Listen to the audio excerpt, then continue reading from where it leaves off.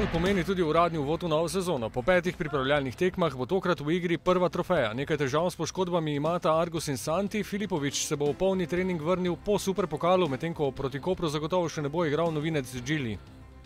Kar se tiče tekme v nedeljo, maksimalno osredotočenost, prva uradna tekma v novi sezoni, maksimalno resno, vsi razpoložljivi, zdravi igralci bo šli zraven, tako da želimo se prikazati v dobri luči.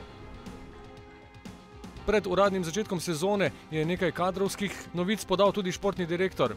Zlatko Zahović je tokrat okrepitve poiskal za kadetsko in mladinsko vrsto. Pred nekaj časa smo najavili, da bomo tudi okrepili mladinsko in kadetsko ekipo z reprezentanti Slovenije. Tokrat lahko rečem, da smo okrepili z 5 mladimi reprezentanti Slovenije. To je Medin Bajrami, Sandi Ogrinec, to sta letnika 98. Sandi je igral tudi na zaključnem turniru evropskem v Bolgariji.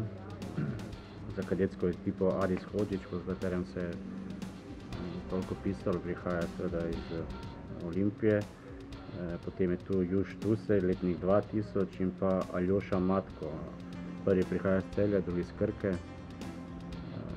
Tako da mislim, da smo lahko zadovoljni tudi s temi okrepitvami, ki so za nas zelo pomembne, kajti, kot sem že rekel, mladinski pogon je zelo pomemben in tudi tukaj skozi zgodovino smo zmeraj dominirali in želimo to tudi nadaljevati. Tako da to so nekatere spremembe, katere smo najavili in zdaj tudi uradno potrjujemo. V Ljudskem vrtu pa so po novem bogatejši tudi za najsodobnejšo tehnologijo spremljanja tekaških sposobnosti nogometašev, tako na treningih kot na tekmah z GPS tehnologijo, tako da tudi na tem področju slovenski prvak deluje po smernicah najboljših svetovnih moštev. Priprave so kratke in intenzivne. Tehnologija na področju monitoringa v športu gre zelo naprej in tudi klub gre naprej in posodablja z leta v leto vse stvari, in tako smo tudi letos v bistvu dobili najnovejši sistem za nadzor srčnega utripa in pa nadzor GPS sistem, tako da imamo v bistvu povsem vse informacije o fantih na treningih, tudi na pripravljalnih tekmah.